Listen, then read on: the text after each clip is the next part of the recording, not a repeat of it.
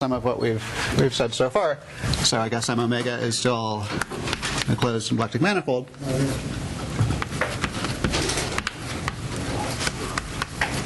Okay, and if you have, as we've discussed, if you have some function defined on the circle cross M, I guess it should be smooth. So you get a vector field by prescribing that, a time-dependent vector field by prescribing that its inclusion into the symplectic form should be, and this minus sign here will save us many minus signs to come, so I'll put it here. Should be minus the derivative of the space derivative of the function. And so that gives you a flow, which I've been calling phi ht. And to say that h is non-degenerate,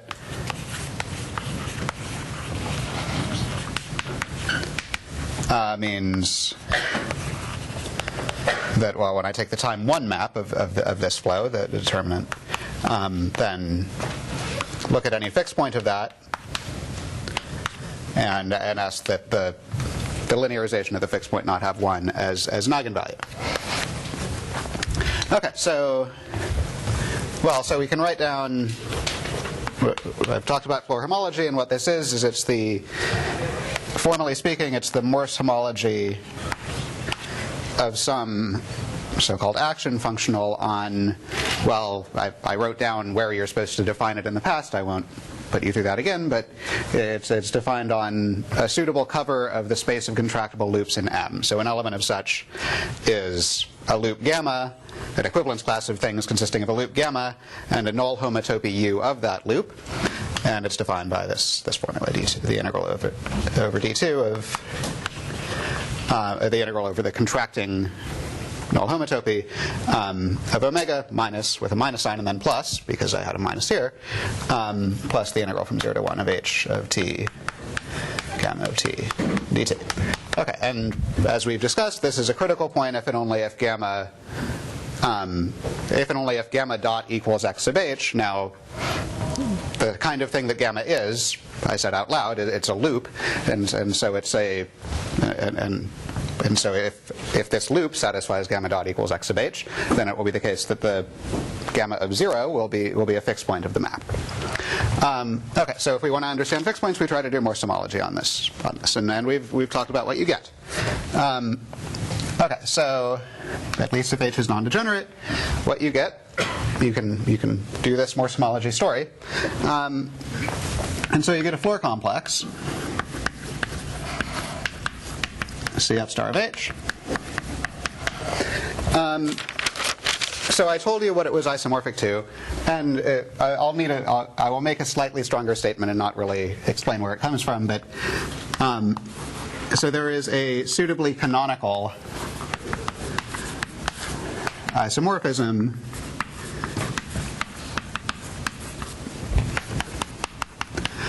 between the, say, rational homology of M, well, not the rational homology of M, the homology of M with coefficients in this Novikov ring that I introduced, and I'll just call it lambda without the subscripts. There is a canonical isomorphism, let's say phi sub, or psi sub h, going from just the ordinary singular homology of M, at least additively speaking, with coefficients in a slightly annoying ring, to the homology of this, to the homology of the chain complex, which is noted hf star of h. Okay, so you get a floor complex, but it's better than just a complex. It has a filtration, and I spent last time advertising the filtration to you, and I will continue advertising it to you today. Okay, so you get a floor complex, but you also get a filtration.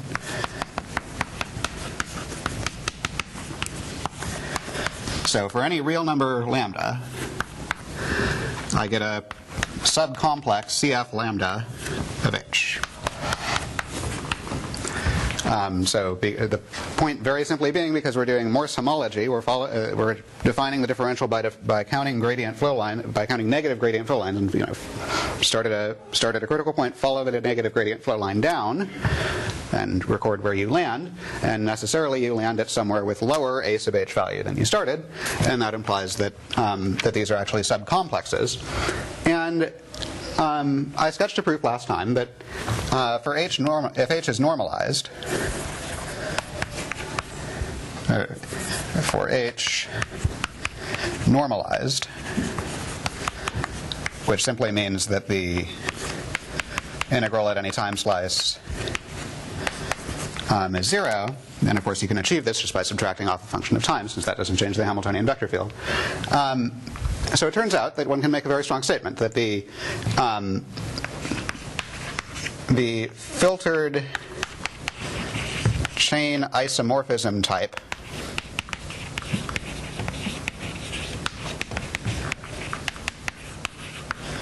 of CF star, or just CF star of H, but encoded in that is that it has all of these.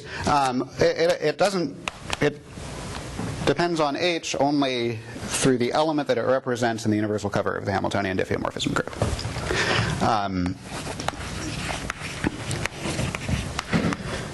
So I have, as indicated over here, H determines a path of diffeomorphisms. Well, by definition, diffeomorphisms that are obtained in such a way are called Hamiltonian diffeomorphisms. So it determines a path in the group of Hamiltonian diffeomorphisms. And the universal cover of that is, of course, such paths modulo homotopy real endpoints.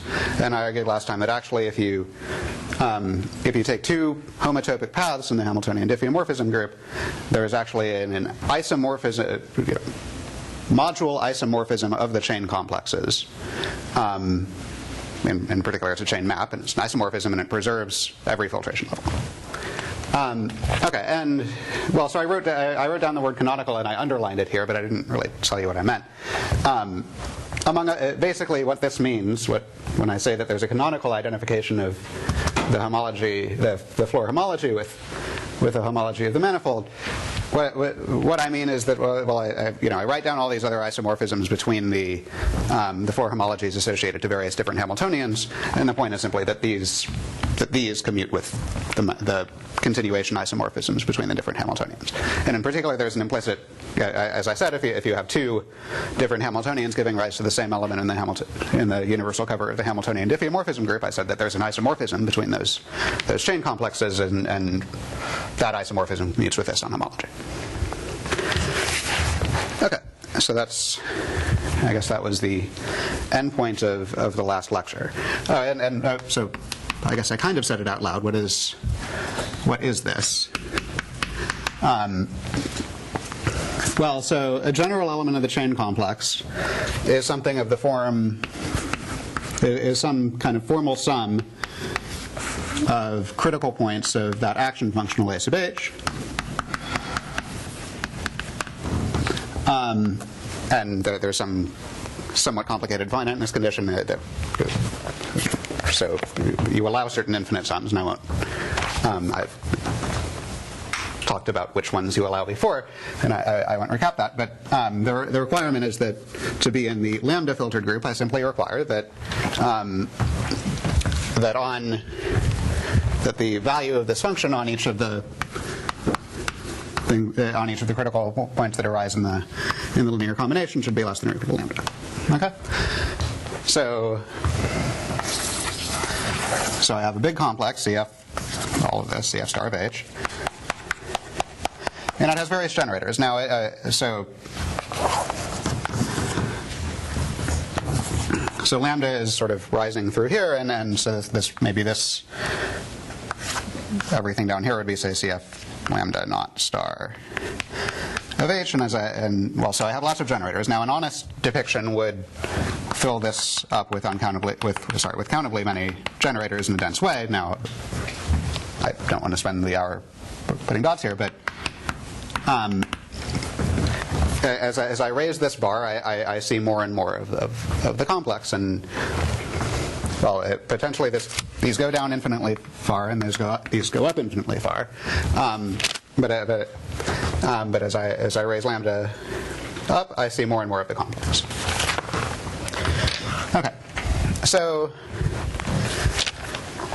this statement here, which I mean is recent, but I think on a certain level that something like it was true, maybe not something this strong, but something like it was true has been understood for a while, suggests that if we want to understand, a good way of understanding individual Hamiltonians is to try to understand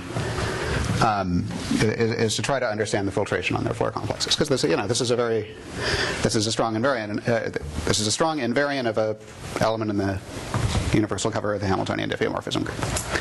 And it says that if I'm interested in studying a particular element of the Hamiltonian diffeomorphism group, what I can do is I can stare at its filtered Floer complex, and well, that's a kind of bulky object. So maybe I should try to extract something less bulky out of it. I could try to extract a number out of it, for example. And so this has been done, and the spectral invariants of the title are numbers that can be extracted from this. So these were introduced by Matthias Schwarz in the aspherical case and Youngen in general.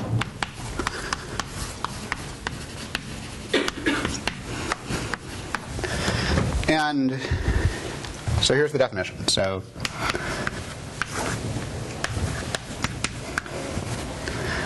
H, well, for the moment, H will be a non-degenerate Hamiltonian, though we'll loosen that soon.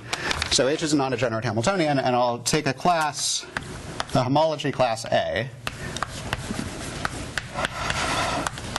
Just to avoid trivialities, I will ask this class to be non-zero. And well, so I know that, well, so I'll define a number as follows: rho of A, comma H. Well, so what do I know? I know that I have this filtered complex. Now, I also know that I have this isomorphism with homology, and so this class A here gets mapped to something over here. And so there have to be some chains in the chain complex that represent A, or represent the image of A under this isomorphism, to be more formal about it. And so the question that the spectral invariant answers is, at what filtration level do I start seeing this particular homology class? Okay, so formally speaking, this is the infimum over all real numbers lambda, with the property that there should be some chain in the Floer chain complex with the property that, well, first of all, the homology class of C is this prescribed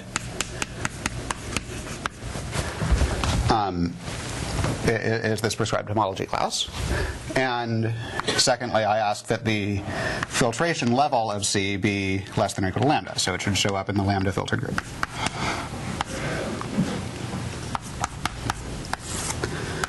Okay, so that's the definition. So it's again, the question, so I guess, well, you can realize this on chain level, though it becomes less canonical. So the class A gets mapped somewhere here, and I'm trying to, and I know that there have to be some chains that are representatives of this class, and I'm asking at what filtration level do I start to see this class. That's the definition. Okay, so this has many properties. Okay, and for the most part, these are due to Schwarz and Mandel until I start saying otherwise.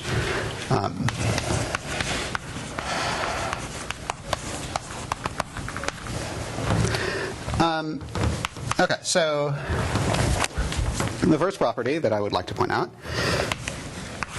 so how does this depend on the Hamiltonian? So my goal here is to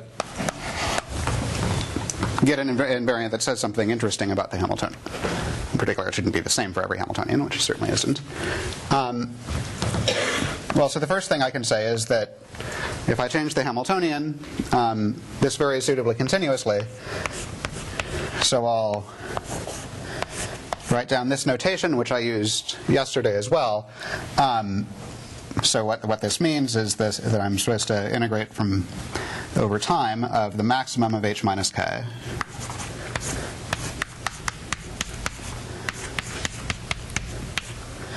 minus the minimum of h minus k. So at any given time, there's a certain at any given time, there's a certain total variation of h minus k, and the claim is that this is Lipschitz continuous with respect, or this is one Lipschitz with respect to this norm on functions. I guess it's not quite an okay. With respect to this norm on function. Okay, so why is this so? Well, we have to remember what was said last time.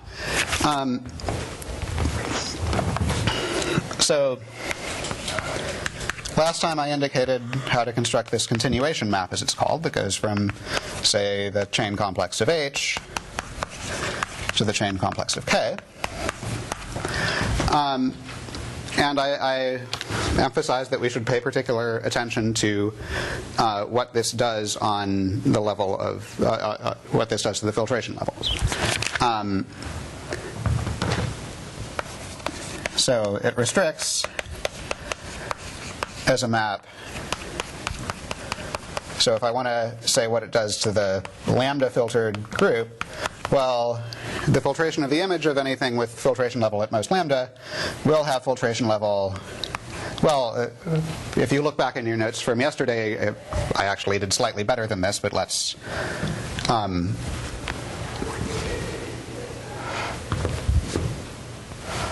okay, shoot.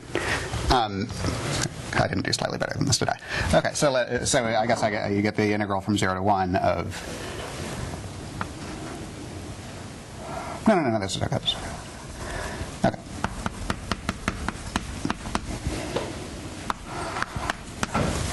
Okay, so it bumped up filtration level by at most the Hofer norm. Okay, well, suppose I have a class. So suppose the spectral number of H is at most lambda. Then there's something in here that represents my given class. If you believe me when I say that this is canonical and that it commutes with all the isomorphisms, then the image of that element over here will also represent that class in CF star of K.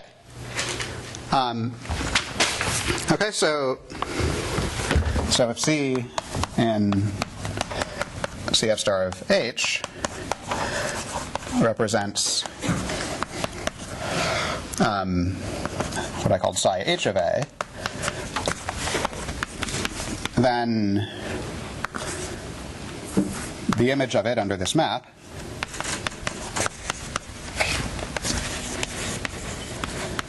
will represent psi K of A.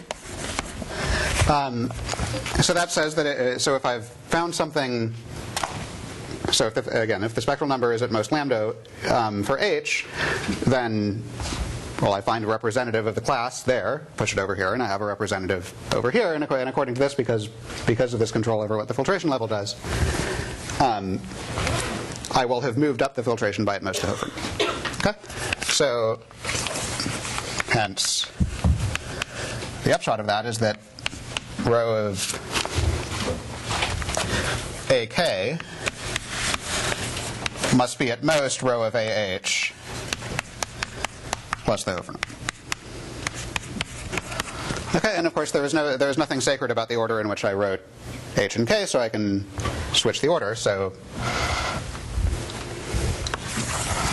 similarly,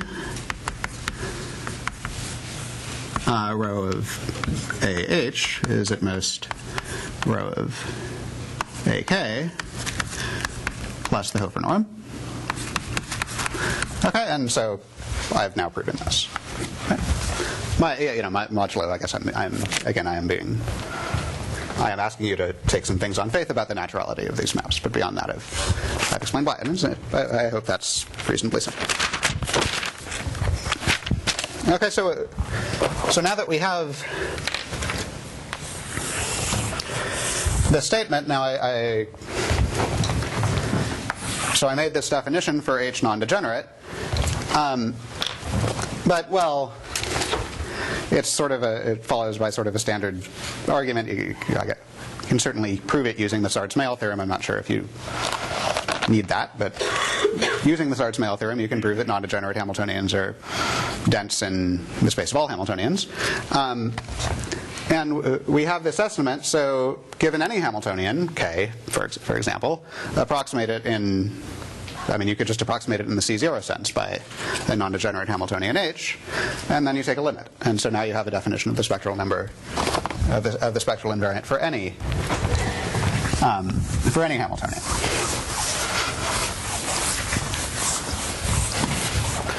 So by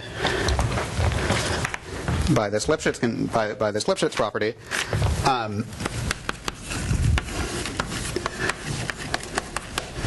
so this extends by continuity to degenerate H.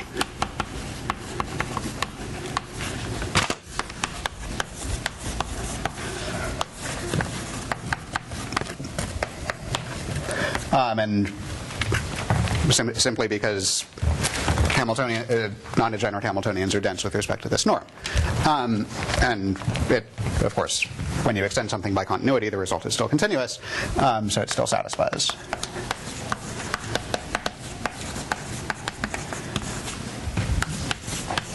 this Lipschitz estimate.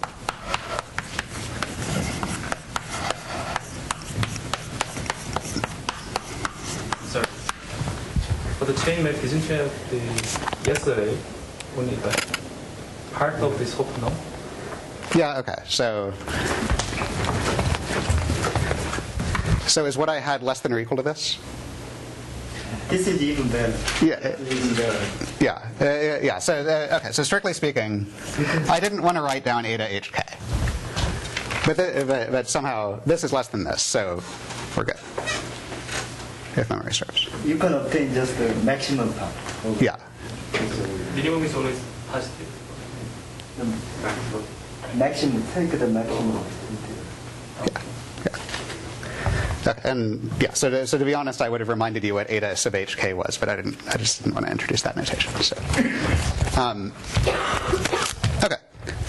So that's one property that. So we define this for non-degenerate H by using this story about filtered complexes. For degenerate H, you don't have a Floor homology, so you don't have a story about filtered complexes, but you can just define this by continuity. Okay, so a second property is the following. So if H and K are normalized,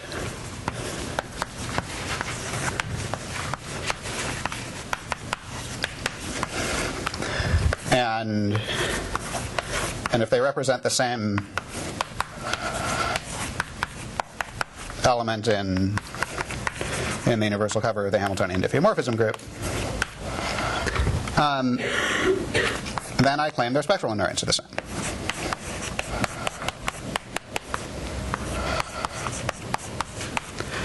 Okay, and so what's the idea of the proof? Okay, so first of all, by continuity, I may as well assume that they're non-degenerate, because if they were degenerate, just perturb them slightly and then take a limit.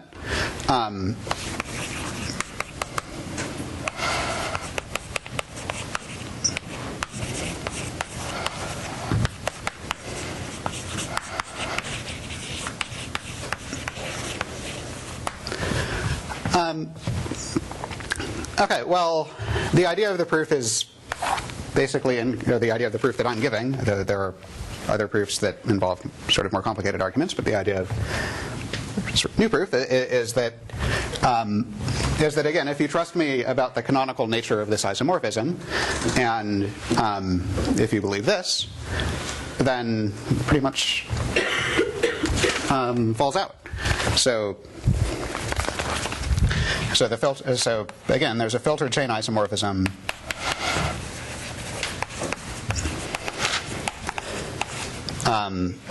What did I call it? So, well, just write it. CF lambda star of H to CF lambda star of K.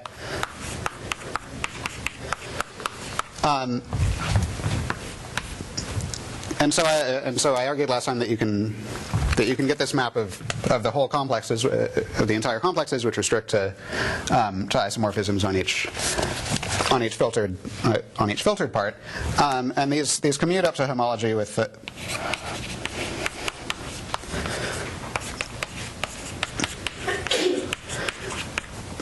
linear commute on homology, I suppose, with these. And again, I'm asking you to trust me about that, but it's true. Okay, so from which it pretty much follows immediately, because if I have a representative here with filtration level, if I have a representative of what am I calling it, psi h of A, over here with filtration level at most lambda, then I map it over here and I get one with filtration level at most lambda. And this is invertible, so I can go the other way. Okay. Are there any questions about that? Am I cheating?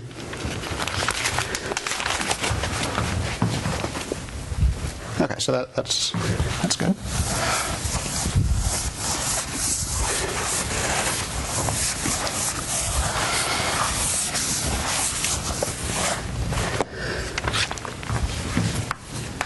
Okay, so here's another property. So given H and K, well, so of course these determine paths of diffeomorphisms, that's the point. And if you have two paths of diffeomorphisms, the natural thing to want to do is to concatenate them, or to compose them, I guess I should say. And the way to do that with functions, as an exercise that perhaps you've done, so take the function on the left, which is actually the second one that's going to arrive. Of course, the way that things are composed, you go right to left. Take the function on the left and add a sort of twisted version of the function on the right. Okay, and so the exercise that one should do if one takes a symplectic geometry course, is that the flow of this map is just the composition of the two flows. And then the conclusion is that, well, there's a triangle inequality involving the quantum product, and I'll explain this notation, or I'll mutter a few things about this notation in a second. So if I compose these two Hamiltonians and I quantum multiply two elements of homology, it's less than or equal to rho of A H plus rho of B. Okay, so this is, well, if you're familiar with the quantum product, you know what this is, and if you aren't, I'm not going to tell you enough to familiarize you with it. But so this is the quantum product, a quantum, let's say, cap product. So briefly, A star B is A cap B, because these are homology classes, so you cap them together, which is the same as, conjugate the cup product with Poincare duality, plus, I'll just say, additional contributions from holomorphic spheres.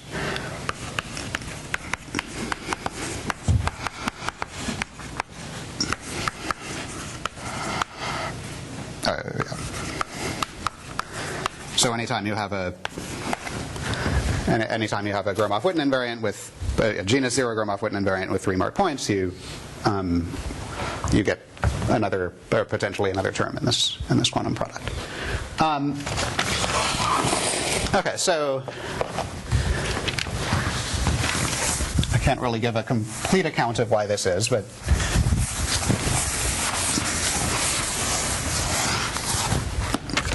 the idea of the proof is that so there's a certain map that's induced with a so-called pair of Pants product on floor homology.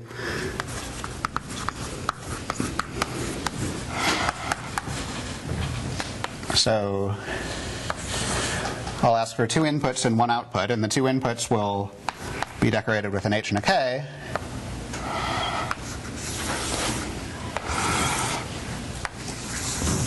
And the output will be decorated with H composed with K. So one can set up an equation for some perturbed version of a J holomorphic pair of pants into N, with a perturbation set up on the two inputs, so that as you sort of go off to the negative ends, you should be asymptotic to a periodic orbit of H on one end and to a periodic orbit of K on the other, and you should be asymptotic at the front end to a periodic orbit of this third thing. So if you set it up very carefully, and well, Youngin did this in a paper of his, and I guess Mentius must have done it in a paper of his too, though I think Youngin had to do some extra things. So this induces a map on floor homology, so CF. It's not too hard to set it up so that it induces a map on floor homology. It's a little trickier to set it up so that it does sort of exactly what you want on the filter groups. And okay, of course, I'm implicitly assuming that these are all non-degenerate right now. Again, if they are degenerate, just do some little perturbation and then take a limit. So it turns out that because this is that composed with that, you can set this up so that it exactly respects the filtration.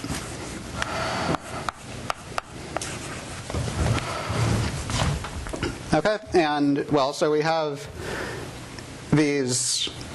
So this is isomorphic to the homology, this is isomorphic to homology, this is isomorphic to homology. So you can ask what map on homology is that, and the answer is precisely that it's the quantum product. So this induces the quantum product on homology.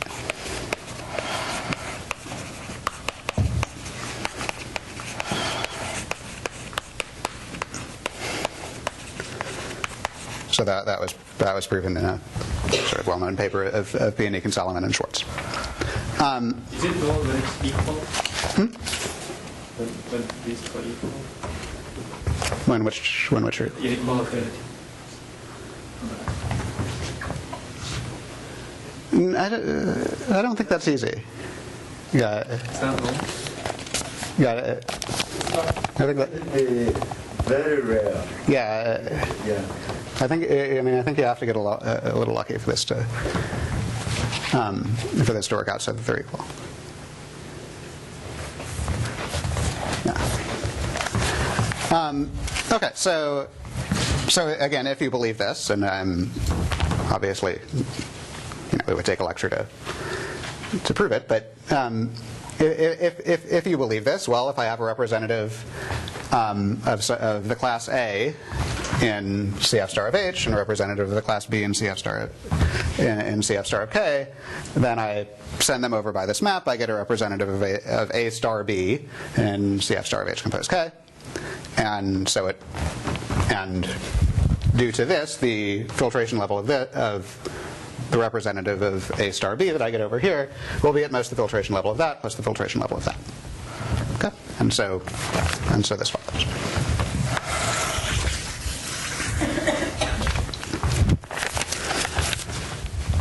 Okay, and so I'm almost to the end of the sort of basic properties, and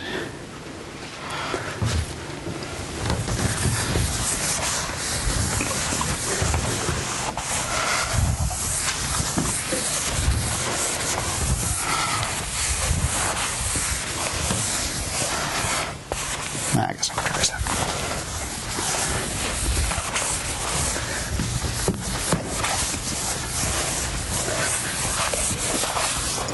Okay, so the last thing I want to say, and I'm not going to tell you how to prove this, is that so at least in some special cases, this is due to Youngin, and in general is due to me. So that if H is non-degenerate, so that we actually are talking about something associated to a floor complex. Yeah. So, do you assume H and K non-degenerate? Okay, well, let's initially assume that they are. And so that proves this whenever H and K, I guess whenever all three of them are non-degenerate. And then if they're not, take a limit. Approximate them by non-degenerate things and take a limit.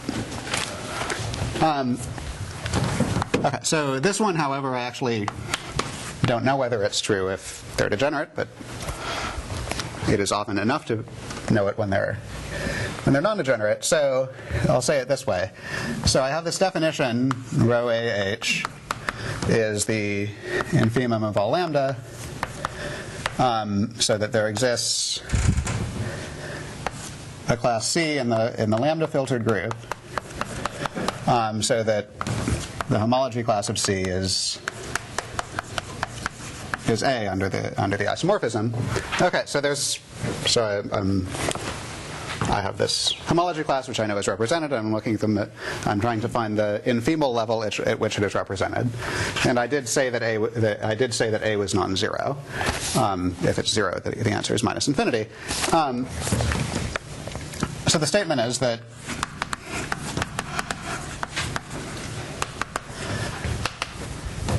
the infimum in this definition is attained. In other words, there is a particular, and many particular, classes representing a given Floer homology class, which actually are the most economical way of getting to that class. So, of course, if you have a set of numbers, it may or may not be the case that it's an infimum belongs to the set, but the statement is that this is true. So, in particular, But this C is also a cycle. excuse me? C is a cycle. Yes. Yeah. Yeah. Okay. DC is 0. Okay. So yes, this would not be well defined if it weren't a cycle. So. Right. Okay. So in particular, it follows that. So what kinds of things are C? They look like linear combinations for critical points.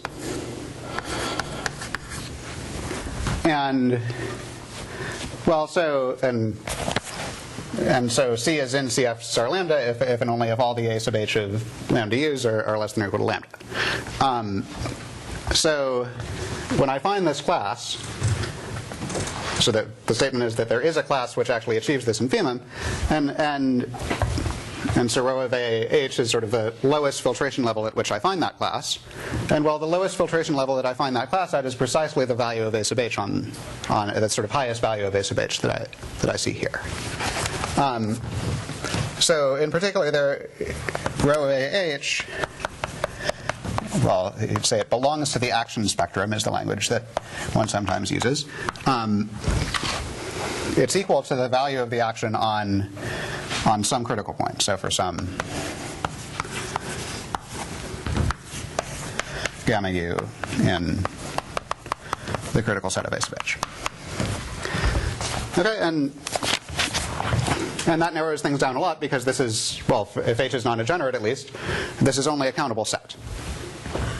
In particular, it has measure 0, which is sometimes useful. No, it always has measure 0, but in particular, it's countable if h is non-degenerate. Okay, and again, I'm not going to tell you how to prove this because it's tricky, but somehow the idea is that you know that there is some class, you know that there's some cycle that represents your given class, and you find some algorithm to lower its filtration level as low as you can, and either the algorithm terminates after finitely many steps, in which case you've won, you've lowered it to the lowest level that you can, or else it takes infinitely many steps, but in that case you find out that actually you have an exact cycle, and so the class is 0. Okay. So those are some properties of all the spectral invariants, and these have, I would say by now that these have a lot of interesting applications. So sort of work of Entov and Polterovich on quasimorphisms and so on that's gotten some attention lately is so they build their quasimorphisms out of sort of a homogenized version of these spectral invariants, and they prove all sorts of interesting rigidity results about symplectic or like Lagrangian submanifolds and so on out of this. So I want to talk about I'm going to talk about how these are used to prove something called the energy capacity inequality. So that uses a very particular spectral invariant, namely the one where you set this homology class equal to the fundamental class. So suppose I specialize to the case where A is the fundamental class. Okay, and I propose to demonstrate that this carries really profound information about the particular Hamiltonian, at least in some special cases. Okay, so I guess one additional property I should write down. So I guess I was numbering the properties before, so let's letter them now. Well, one needs to know the value of this on some Hamiltonian. So I will note that its value on the 0 Hamiltonian is 0. Okay. And if you have any idea how the PSS map is defined, then that should be easy to show. And in consequence of that, and also in sort of the honest version of the Lipschitz estimate that Shirley was directing me at,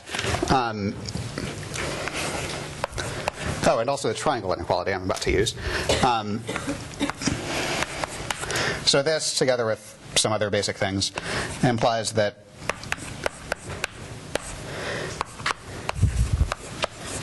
so I'm going to write down some notation that I'm realizing I haven't defined yet.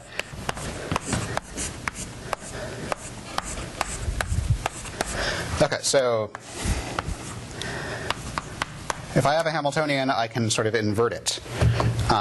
So this is h bar of Tm will be minus h of t, comma vh t of m, and the point of it is that vh bar t is vh t inverse. Okay, and so the sort of real version with the etas in it that we were talking about earlier of the Lipschitz estimate shows you that, at least once you know this, so sort of somehow you use the Lipschitz estimate to compare both row of mh with row of m0 and row of mh bar with row of m0, and you find that there's some. So this is what Youngin would call the spectral norm of h, is at most what everybody calls the Hofer norm of h. And meanwhile, the triangle inequality, well, I guess one thing I can tell you about the quantum product is that, well, the fundamental class is still a unit of it. Is still a unit of it. So so this inequality arises from that. Okay, so that's one sort of elementary additional property of the fundamental class spectral invariant.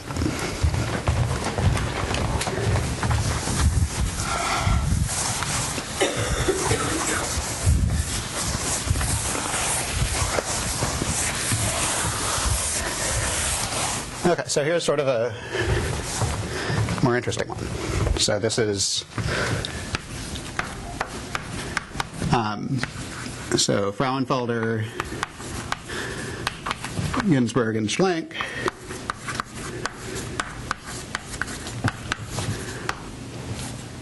Is that right? CK or K? Okay.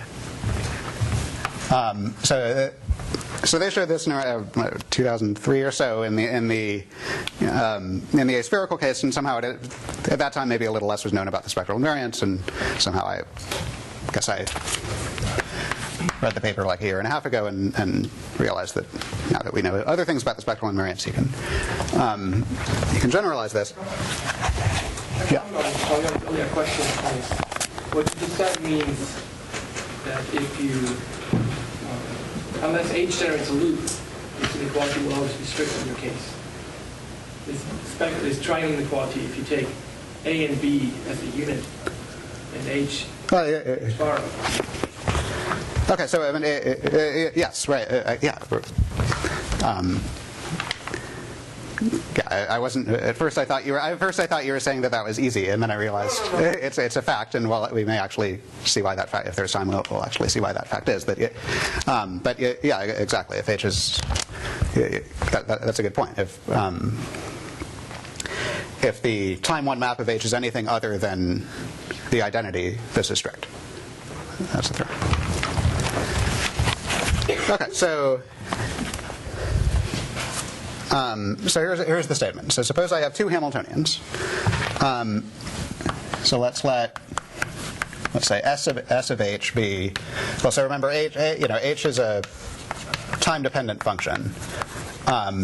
So let's have this be sort of the union of its supports.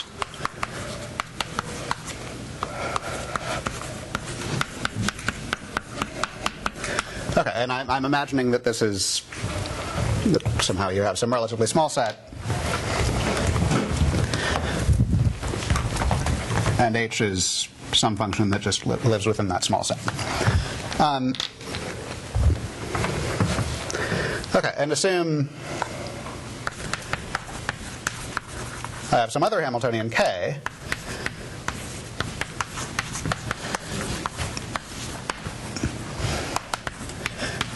which has the property that it disjoins the support of H from itself.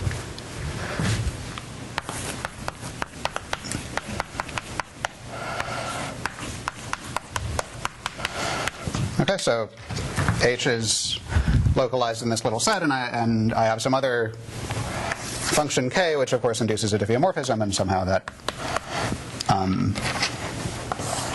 it removes this set from itself. So then there is a very nice relation that Urs and Victor and Felix discovered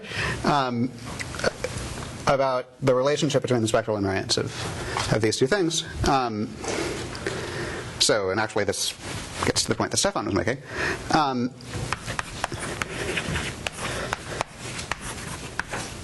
And the fundamental class spectral invariant of H is at most, well, sort of that thing over there for K, row of K plus row of K bar.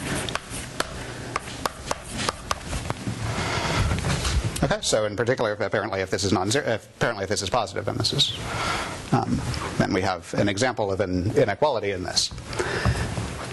Okay, so how much time do I have? Should I sketch the proof of this? You have actually 15 minutes. Okay, maybe I'll try to say a little bit. Okay, so, well, the thing to notice is that H is the same as H concatenated with K concatenated with the inverse of K. Or so composed. I always say concatenate, but I mean composed.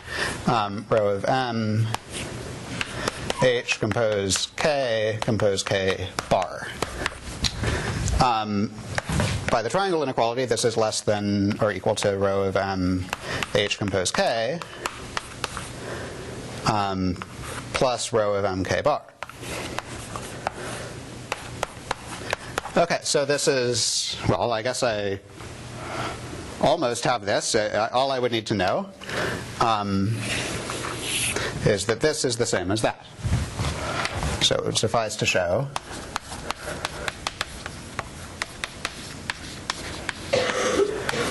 row of M H compose K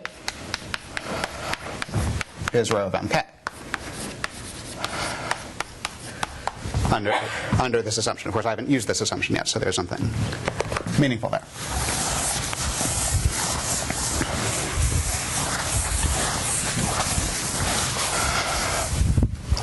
Well, so consider the family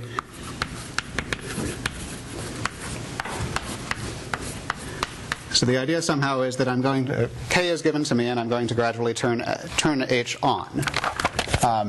So this varies from, S varies from 0 to 1. Okay. And let's also assume that K is non-degenerate. So notice that if K disjoins the support of H, which is a compact set from itself. So it's multiplied only on H? Yeah, yes, good, thank you. Yeah, so K is fixed, I'm sort of turning H on. Okay, so if, oh, sorry.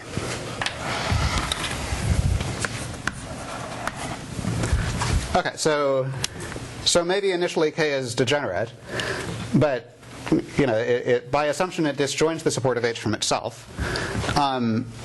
Well, and that's an open condition because the support of H is a compact set, so I can perturb K slightly and it will be non-degenerate. And so by continuity of the spectral invariants, I can assume that K is non-degenerate.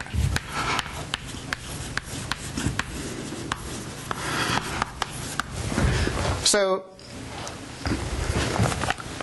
sort of basic observation here is that this little hypothesis implies that the only fixed points of the composition are the fixed points of K.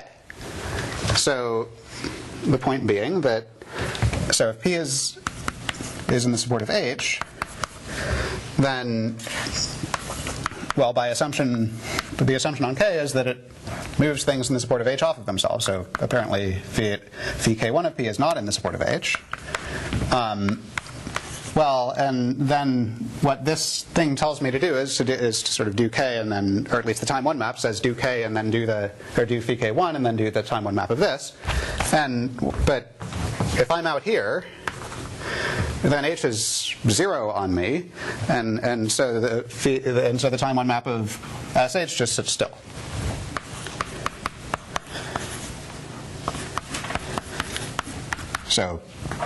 So given that this is not an S of H, this is the same as, so if I apply phi SH1 to something that's not in the support, then it leaves it alone. So it's not an S of H, and therefore it's not equal to P. Okay, so the fixed points of phi SH1 composed phi K are just the fixed points of phi K1. Okay, because meanwhile, if I'm not an S of H, well then, okay. So if I'm a fixed, so this shows that if I'm at a fixed point of this, then I'm not an S of H, and so, well, anyway, that's true. Okay, so, and I guess it also shows that phi K1, that phi SH1 composed phi K1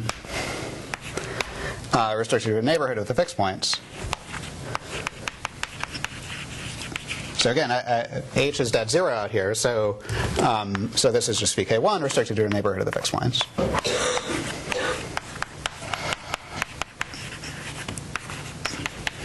Okay, and so since K is non-degenerate, that implies that SH composed K is non-degenerate.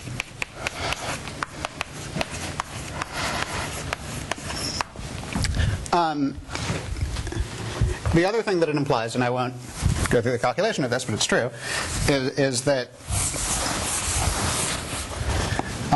the critical values, the other thing it implies is that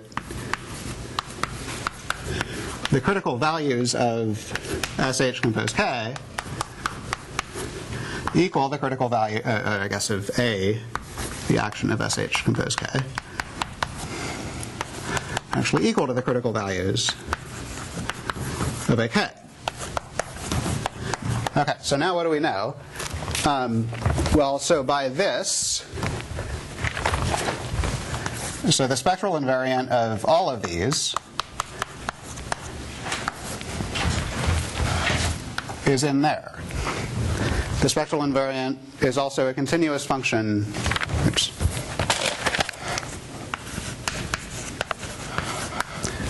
The spectral invariant is also a continuous function of S, and this is a countable set, so it's constant.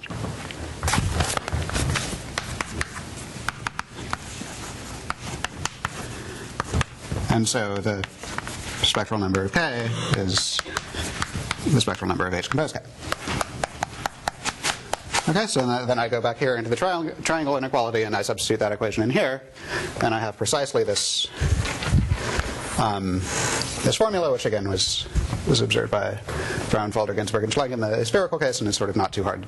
Once you have more technology like this theorem, it's not too hard to see that it accepts. Okay, so this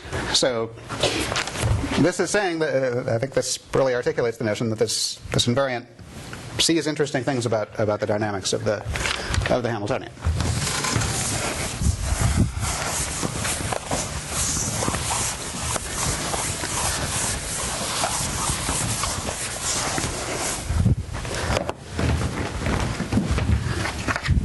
So I've written down a lot of properties. The last one, and I don't think I should prove it, Okay, so suppose I have a time-independent Hamiltonian.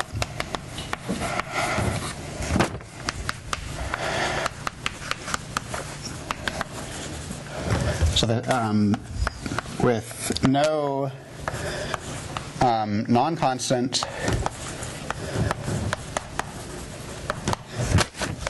contractible periodic periodic orbits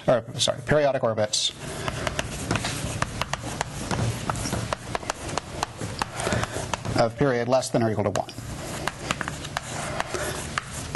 Okay, so like the first thing I said, or one of the first things I said in this series of lectures was that, so if I have a time-independent Hamiltonian, then, well, when I take the Hamiltonian vector field, it just vanishes at all the critical points of the function. And so if I look at what's going on at those critical points, then the path of diffeomorphisms just fixes those points. And so I get a bunch of constant periodic orbits at the critical points of H. Suppose those are the only ones. Then I can actually tell you what the fundamental class spectral invariant is. It's very simply the maximum, due to my sign conventions, of H. Okay? And so this is... so basically Jungen proved this under some sort of flatness hypothesis on M, which seemed kind of delicate, but then I showed that you can get given an arbitrary H, which... so Jungen imposed some sort of flatness and non-degeneracy condition on H, and I showed that if you have an arbitrary H that satisfies this, then you can sort of C0 approximate it by Jungen's example, by things that satisfy Jungen's property, and then appeal to the continuity of this. Okay, so that's... So again, on some level, this is detecting something profound about the dynamics of H, that it... I guess this isn't if and only if, but even so, it's very sensitive to whether there are periodic orbits or not. Okay, so putting all this together, we have the energy capacity inequality.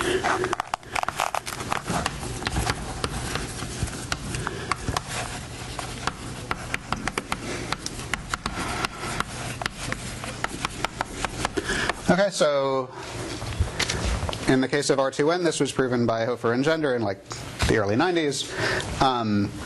So what Frauenfelder, Ginsburg, and Schlenk were doing over here was they were proving it in the symplectically aspherical case, because somehow I think in the symplectically aspherical case this is more straightforward. And now that we have this and this for arbitrarily closed symplectic manifolds, we can say it for arbitrarily closed symplectic manifolds. So take a subset of a well, I guess I said at the start that M was a closed symplectic manifold. It could also be some sort of nice non-compact symplectic manifold, like any Stein manifold. This would do. If one thinks about the proof, it shows what I'm about to say, as long as M has the property that any compact subset of it, given any compact subset of M, that compact subset embeds symplectically in a closed symplectic manifold. And that's true, for example, for Stein manifolds or cotangent bubbles. Well, then, two symbols are related by an inequality. The pi1 sensitive Hofer-Gender capacity of A is less than or equal to the displacement energy of A. So what is this? So, well, so if A is open, and if it's not open, there's some sort of obvious thing that you do. So this is called the pi. Again, this is pronounced pi1 sensitive for this Hofer-Gender capacity. Hofer-Gender.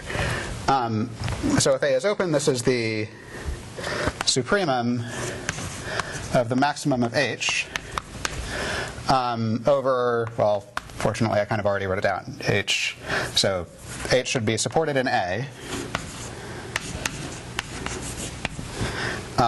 And A is, as in that C over there, it has no non-constant periodic, it has no, as we say, fast contractible periodic orbits. No non-constant periodic orbits of period at most one. Okay, and so this is the definition if A is open, and if it's not open, sort of take an infimum over open supersets. this is what's called the displacement energy, E for energy. So, well, if A is compact,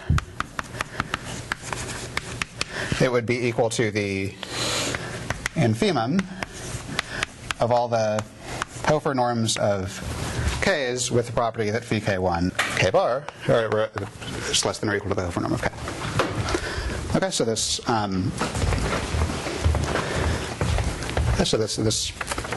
the spectral invariants, thinking carefully about they act on Hamiltonians that satisfy various assumptions, have enabled us to prove this resulted in Hamiltonian dynamics, which again had been known for R2n for a long, long time.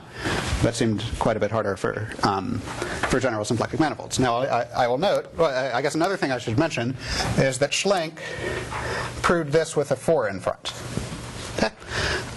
In 05 or so. However, so you might ask, well, can you do better than this? And actually, if you think about it for not all that long, you see that the answer is no, you can't do better.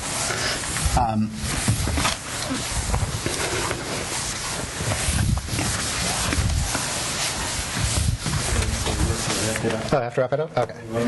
Okay, so exercise. Equality holds for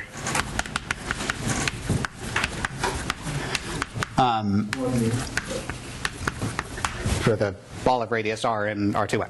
So for the first set that you might think of, this is equal to that.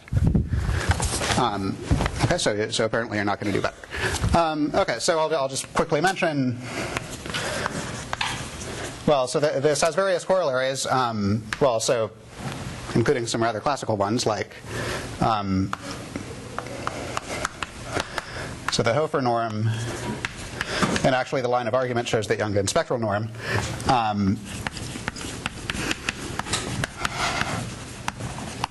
are non-degenerate. So these are norms on Ham tilde. So the point being that if I have any non-identity diffeomorphism, then there's a little ball that it removes from itself. And No more than Ham, right? Or Ham tilde. Sorry, that would be wrong. Okay, yeah, just Ham. Okay, so if I have any non-identity diffeomorphism, there's a little ball that it discloses from itself. I guess I should say, and actually, the relevant number here is pi r squared. In particular, it's a positive number. So take some Hamiltonian diffeomorphism, which isn't the identity. Find a little ball that it displaces from itself. If epsilon is the radius of the ball, and then the spectral norm is at least pi epsilon squared. Another thing that this implies is some non-squeezing results. So I mean, sort of that's kind of why Hofer and Gender wanted to prove it initially. So I guess the classical non-squeezing theorem is that B2n of R, B2n of say capital R doesn't embed symplectically in B2 of little r across R2n minus 2 if R is bigger than R. But there are generalizations. So you could have like B, okay, let's say 2n of R cross some closed manifold. Here it's a point. And it doesn't embed in B2 of little r across some n, say a star manifold. If R is bigger than R, and if the displacements and if the dimensions are appropriate. And this is true even if sigma has a tiny symplectic form and has tiny volume on it. And as far as I know, there wasn't any. Sorry. This means does not symplectically embed. And this is true even if sigma is tiny, if it has tiny volume, so you wouldn't be able to see this from like a Gromov width or something. But you can see it using this. Okay, and I'll stop here, so thank you for your attention.